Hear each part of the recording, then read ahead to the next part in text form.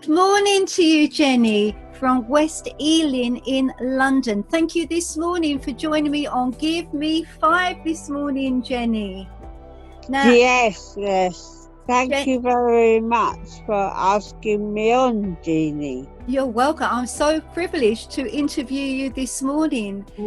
Now, Jenny, I know that you went to a day centre and you started art therapy and discovered you were good at water painting. Tell us more about this. Well, because the art therapy I went to, where you had to paint your feelings and that, they had they didn't have oils because oils was expensive, so they had watercolor, like you would have in the school or something. Okay. And I discovered that the social workers liked my paintings, and I thought, oh, I'm good at this. So I decided later on to go to an adult education class where you learned all about painting and using water and thinning down the paint with water. And you don't use white in watercolour. Right. You use white paper, and you either leave it bare with white patches or you water down the colour till it's very pale. I mean, for somebody like me, if I were to say to you, Jenny, I want to take up watercolouring as a hobby in the painting, what would you suggest? What top tips would you give me this morning? Well, get good paper. Okay. That people think you can paint on any paper. Well, they did in the art therapy, I must admit, but there is proper watercolour paper, and I think it's called knot paper.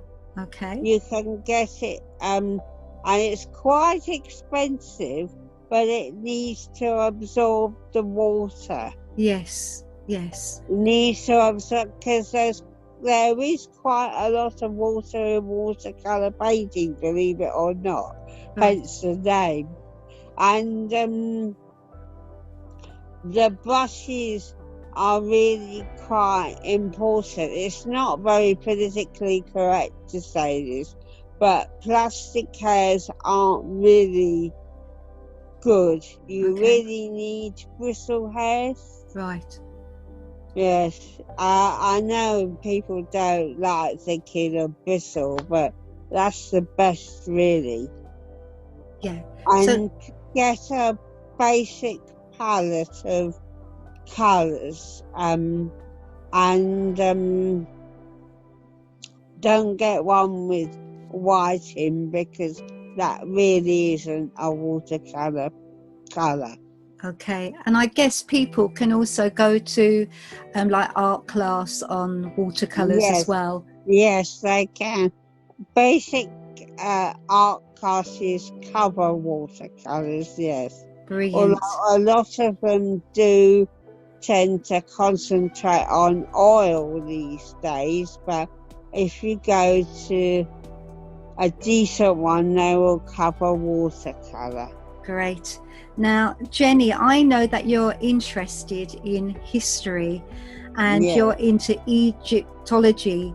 Now, tell us a bit more about this. Well, this was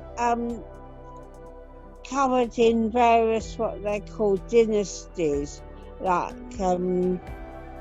when a family, like you could have in English art the Tudor age or the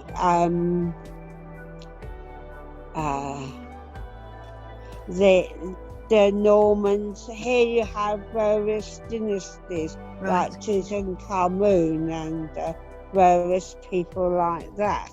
And the families had a lot of internecine, is it? Yes. Killing, Right. killing. So they killed each other so that this person's son didn't survive, so the next one took over and the next one killed their sons. And Cleopatra wasn't afraid of killing a few people herself, I must say. Right. And of course she had a famous love affair with Alexandra. And yes. So you must read a lot of books and things. How do you get your knowledge on all this? Well, my mother, thankfully, when the Tutankhamun exhibition was on, when I was only about 13, yes, I took time off school, and my mum wrote a letter to school saying we're taking time off school to get in because there were queues down the block. So we had to get in when everyone was at work or school. And yes, we saw the death mask and all about the daily life and the eye makeup. Yes. And yes. And I know that the Bible talks a lot about the Egyptians and the Israelites, Pharaoh, slavery. You know, what would you say about all that? Well, there isn't a lot talked about in Pyramids Age about the Israelites. I think there's one outstanding mention of them anywhere. But the pyramids are so old that they tend to predate the time when Moses came into the Israelites, came into the Egyptians. And I think by that time they'd stopped having pyramids and painting on walls. And they were more into farming and having cities and things like that. Yeah, I was reading about that, Jenny, in about the Egyptians, how they're found in the tombs, like containers with like tweezers in and razors, and that sort of thing, because the men were clean shaven. Is that right?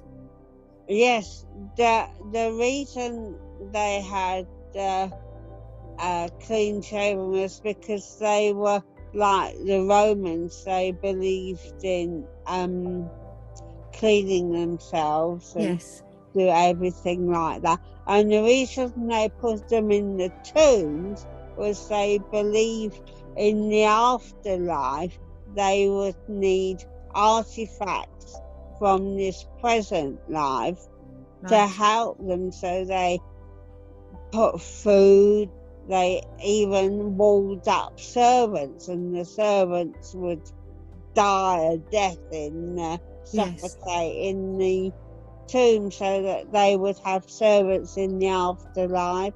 And they mummified their hearts and their lungs and their vital tissues so that they would have them. What about, you know, like the slaves and the richer people? Would they have worn makeup and stuff like that then, the ladies? The ladies and the men wore eye makeup. Tutankhamun wore eye makeup. And they would have different types of... The way you would differentiate between a man and a woman was in their hairstyle mainly. The woman wore them down a bit like dreadlocks. They had it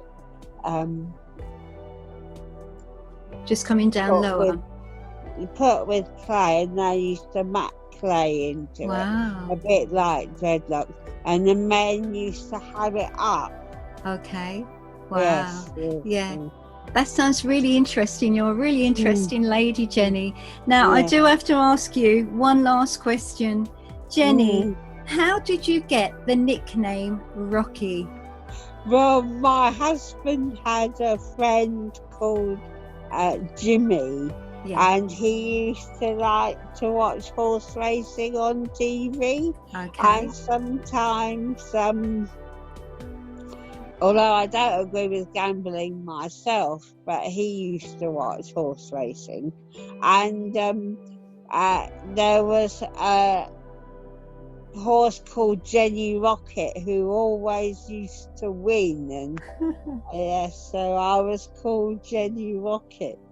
Ah, so that's how you got your nickname, and a lovely nickname. It was Jim who called me that first, and then my husband picked up on it.